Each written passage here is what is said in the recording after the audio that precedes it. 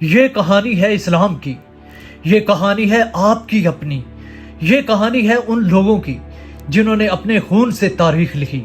یہ کہانی شروع ہوتی ہے جب مسلمانوں سے قبلہ اول چھین لیا جاتا ہے، جب بیت المقدس کے مناروں سے اذانوں کی جگہ سلیب کی گھنٹیاں بجنے لگتی ہیں، جب ماؤں کی آگوشیں چھین لی جاتی ہیں اور بچوں کے کٹے ہوئے سروں سے دشمن کھیلتے ہیں، جب مسجد اقصی کی چھت پر ایک بدبخت صلیبی کمانڈر گھوڑا چڑھاتا ہے اور سینہ تان کر کہتا ہے یہ شہر اب صلیب کے زیر سایہ رہے گا۔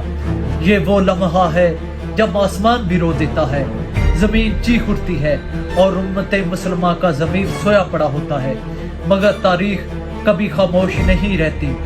بے حسی کے اندھیروں میں بھی کبھی نہ کبھی ایک چنگاری جنم لیتی ہے، اور وہ چنگاری آگ بن کر اٹھتی ہے، صفیں جلاتی ہے، ظلم کی بنیادیں ہلا دیتی ہے۔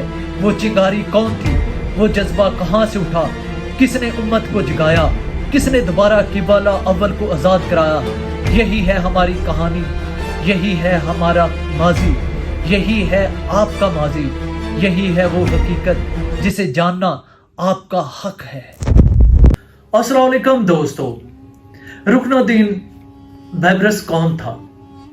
رکن الدین بیبرس، جنہیں الملک الظاہر رکن الدین بیبرس البنکنداری کے نام سے بھی جانا جاتا ہے، 13ویں صدی کے ایک عظیم مسلم سپہ سالار اور مملوک سلطنت کے چوتھے سلطان تھے۔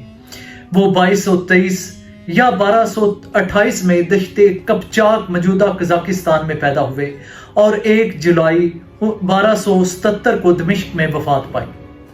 پیارے دوستو، رکن الدین بیبرس کی اس کہانی میں آگے بڑھنے سے پہلے آپ سب بہن بھائیوں سے یہی ریکویسٹ ہے کہ اگر آپ چینل پر نئے ہیں تو چینل کو سبسکرائب کر لیں، ویڈیو کو لائک نہیں کیا ہوا تو ویڈیو کو لائک کریں، اور اس عظیم سپہ سالار کی زندگی کے بارے میں پوری معلومات حاصل کرنے کے لیے ویڈیو کو اینڈ تک ضرور دیکھیے گا۔ اب بڑھتے ہیں ہم اپنی کہانی میں آگے۔ ابتدائی زندگی اور غلامی میں سلطنت تک۔ بیبرس نسلاً قپچاق ترک تھے۔ انہیں منگولوں نے غلام بنا کر شام میں فروخت کیا، جہاں سے وہ ایوبی سلطان السہل ایوب کے ذاتی محافظ بنے۔ بعد ازاں وہ مملوک فوج میں شامل ہو کر اپنی عسکری صلاحیتوں کی بدولت اعلیٰ عہدوں تک پہنچے، اور بالآخر 1260 میں سلطان سیف الدین قطز کے بعد مصر و شام کے سلطنت کے سلطان بن گئے۔ عسکری فتوحات۔ بیبرس نے 7ویں صلیبی جنگ میں فرانس کے بادشاہ لوئس نہم کو شکست دی۔ اس کے علاوہ 1260 میں جنگ عین الجالوت میں منگولوں کو پہلی بڑی شکست دی، جو تاریخ کا ایک اہم موڑ سمجھا جاتا ہے۔ بیبرس نے 1260 سے 1277 تک مصر و شام پر حکومت کی۔ انہوں نے انتظامی اصلاحات کی، عدالتی نظام کو مضبوط کیا اور اسلامی خلافت کو بحال کرنے کی کوشش کی۔ پیارے دوستو، بیبرس کو مملوک سلطنت کا پہلا نامور حکمران سمجھا جاتا ہے۔ ان کی قیادت میں مملوک سلطنت نے صلیبیوں اور منگولوں کے خلاف کامیابیاں حاصل کی، جو اسلامی تاریخ میں ان کی حمیت کو اجاگر کرتی ہیں۔ بیبرس کی زندگی ایک غلام سے سلطان بننے کی داستان ہے، جو ان کی غیر معمولی صلاحیتوں اور قیادت کو بخوبی بیان کرتی ہیں۔ پیارے دوستو، بیبرس کی زندگی کی غلامی سے ایک سلطان بننے کی داستان ایک بہت ہی دلچسپ کہانی ہے۔ آئے میں آپ کو یہ کہانی مختصر طریقے سے بیان کرتا ہوں، اور آپ نے یہ ویڈیو مکمل دیکھنی ہے۔ پیارے دوستو، بہت دور وسط ایشیا کی سنہری مرغزاروں میں، جہاں سورج بھی اونٹوں کی پیٹھ پر بیٹھ کر سفر کرتا ہے، اور ایک قبیلہ آباد تھا قپچاق ترکوں کا۔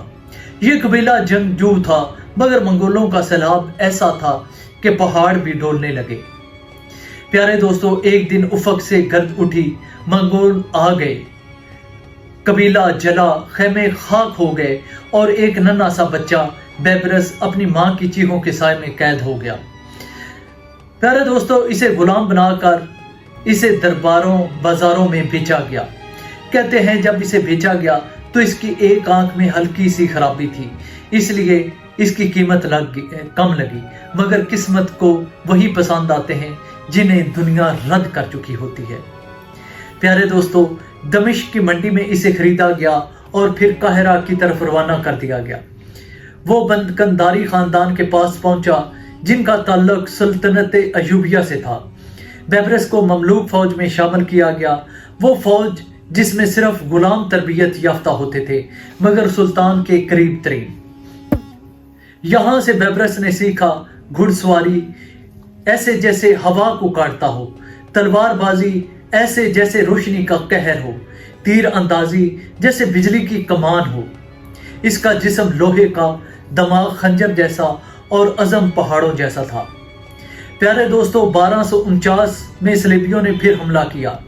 فرانسیسی بادشاہ لوئس نہم اپنے جھنڈے، اپنی صلیبیں اور ہزاروں سپاہیوں کے ساتھ مصر پہنچا۔ ان کا مقصد بیت المقدس سے آگے بڑھ کر قاہرہ پر قبضہ کرنا تھا۔ المنصورہ کا میدان نیل کے کنارے پر بیبرس کی حکمت عملی کا امتحان بنا۔ بیبرس نے دشمن کو شہر میں داخل ہونے دیا، راستے بند کر دیے اور پھنسے ہوئے صلیبیوں کو چاروں طرف سے گھیر لیا، جس کا نتیجہ یہ نکلا لوئس نہم قیدی ہو گیا، صلیبی ذلت سے دوچار ہوئے، عالم اسلام کو نئی روح ملی۔ یہی وہ لمحہ تھا جب بیبرس نے تاریخ پر اپنا پہلا دستخط کیا۔ پیارے دوستو، 1258 جب منگولوں نے بغداد پر حملہ کیا، منگولوں کا قہر اور عین الجالوت کی جنگ، یہ 1258 کی بات ہے۔ بغداد جل گیا، خلیفہ کی لاش دریائے دجلہ میں بہا دی گئی۔ ہلاکو خان کی فوجیں اب شام اور مصر کی طرف بڑھ رہی تھیں۔ مسلمانوں میں خوف، درباروں میں خاموشی اور بازاروں میں ماتم تھا۔ سلطان قطز نے بیبرس کو اپنا سپہ سالار بنایا۔ بیبرس نے سروں کو پر کفن باندھ کر لشکر تیار کیا۔ یہ 1260 کی میدان عین الجالوت میں منگولوں کا سامنا ہوتا ہے۔ بیبرس نے دشمن کو پہاڑوں کی طرف مائل کیا اور چھپی ہوئی فوج کے ساتھ گھات لگا کر حملہ کیا۔ میدان ہلکا، تاریخ بدلی، منگول گھوڑے پیچھے ہٹے۔ یہ فتح صرف جنگ کی نہیں تھی، یہ امت محمدیہ صلی اللہ علیہ وسلم کے حوصلے کی جیت تھی۔ پیارے دوستو، فتح کے بعد سلطان قطز کا قتل ایک معمہ بن گیا۔ بعض لوگ کہتے ہیں کہ بیبرس نے خود اسے ہٹایا، بعض لوگوں کا کہنا ہے کہ یہ ایک درباری سازش تھی، مگر نتیجہ ایک تھا، سلطنت اب بیبرس کے قدموں میں تھی۔ 1260 میں وہ سلطان الظاہر بیبرس بن گیا۔ اس نے منگولوں کی باقیات کا صفایا کیا، حلب، حمص، انطاکیہ تک مہمات کی، صلیبیوں کے قلعے گرائے، اسلامی خلافت کی باقیات کو قاہرہ میں بحال کیا۔ پیارے دوستو، بیبرس کا نظم و نسب انہوں نے کیسے چلایا؟ بیبرس صرف جنگجو نہیں، عظیم منظم بھی تھا۔ قاہرہ میں مدارس، مساجد، قلعے تعمیر کروائے، فوج کو منظم کیا، تنخواہوں کا نظام لایا، جاسوسوں کا ایک ایسا جال بچھایا تاکہ دشمن کی ہر چال پر نظر رہے، عدالتی نظام کو مضبوط کیا، ایک اسلامی پوسٹل سسٹم قائم کیا جو بغداد کے بعد دوبارہ زندہ ہوا۔ پیارے دوستو، بیبرس نے اپنی زندگی کے آخری سالوں میں بھی دشمنوں کو چین نہ لینے دیا۔ اس نے خانہ کعبہ کی مرمت کروائی، شام و فلسطین کے مقامات مقدسہ پر کام کروایا، لیکن 1277 میں دمشق میں ایک ضیافت کے دوران وہ بیمار پڑ گیا۔ روایت ہے کہ انہیں زہر دیا گیا، مگر یہ راز ہمیشہ راز ہی رہا۔ 1 جولائی 1277 کو وہ اس دنیا سے رخصت ہوا، مگر تاریخ میں رکن الدین بیبرس ہمیشہ کے لیے زندہ ہو گیا۔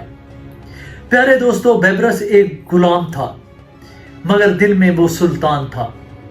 اس نے اپنے بازوؤں سے تقدیر لکھی۔ نہ اس کا باپ بادشاہ تھا، نہ اس کی ماں ملکہ تھی۔ وہ سلطان بنا جسے دنیا الظاہر بیبرس کے نام سے جانتی ہے۔ پیارے دوستو، یہ ایک مختصر داستان تھی رکن الدین بیبرس کی۔ اب ہم آگے بڑھیں گے تو میں آپ کو بیبرس کی ہر جنگ، ہر شہر کی فتح، اس کے خاص مشیروں، دشمنوں اور قلعہ بقلعہ داستان کو علیحدہ قسطوں میں سناؤں گا۔